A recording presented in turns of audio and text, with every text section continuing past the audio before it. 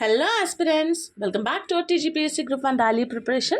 Today is day 83 to-do list. So అందరికీ తెలుసు paper 4 economy and development start చేసాం మనము. సో దాంట్లో సెక్షన్ 1 ఇండియన్ అండ్ ఎకనామిక్ డెవలప్మెంట్లో chapter 3 money and banking.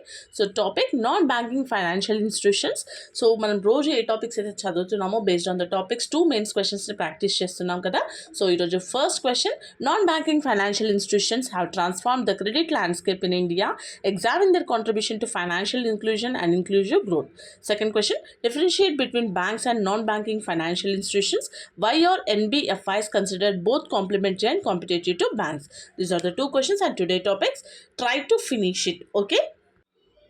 So మరి ఎన్బిఎఫ్సిస్ ఎక్కడి నుంచి చదవాలి అని అంటే ఇదైతే నేను రమేష్ సింగ్ బుక్లో నుంచి చదువుతున్నాను. సో ఇక్కడ చూడండి, NBFCs, okay, it is non banking financial companies, okay, clear. Now ఇక్కడ చూడండి, deposit taking NBFCs and non deposit taking NBFCs. ఇక్కడ RBI the regulatory of the NBFCs, okay.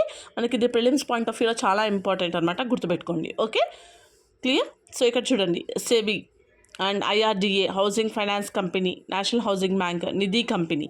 So ఇవంతా కూడా non banking financial companies, okay, institutions. లేదు అంటే మీరు గూగుల్లో check చేసుకోండి, మీకు ఏదైనా నోట్స్ కానీ అలా ఉంటే దాంట్లో నుంచి చదివినా సరే, నో ప్రాబ్లం, ఓకే. మనకి ఏంటి అంటే కాన్సెప్ట్ అనేది మనకి అర్థం కావాలి, ఫస్ట్ థింగ్ అది చూసుకోండి.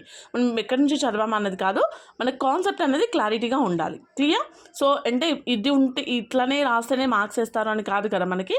సో మన కాన్సెప్ట్ అనేది ఖచ్చితంగా తెలియాలన్నమాట. మెయిన్స్లో ఏంటంటే ప్రతి సిలబస్లో ఉన్న ప్రతి ఒక్క కాన్సెప్ట్కి మన దగ్గర నోట్స్ అనేది ఉండాలి, ఓకే. మనం అప్పుడు ఆన్సర్ రైటింగ్కి చాలా ఈజీ అవుతుందన్నమాట, ఓకేనా. సో నేను మీకు ఇంతకుముందు చెప్పాను కదా, Telangana movement and state formation classes చెప్తాను అని చెప్పేసి ఓన్లీ 8 క్లాసెస్ మాత్రమే ఫినిష్ చేయడం జరిగింది. So due to some work వల్ల నేను కంటిన్యూ చేయలేకపోయాను. సో ఈ రోజు నుంచి ఆ క్లాసెస్ అనేవి మళ్ళీ నేను కంటిన్యూ చేస్తున్నాను. అండ్ ఇక్కడ ఏంటంటే ప్రతి ఒక్క టాపిక్కి రిలేటెడ్ ఎంసీక్యూస్ కూడా నేను వీడియోలో ప్రొవైడ్ చేస్తాను, ఓకేనా.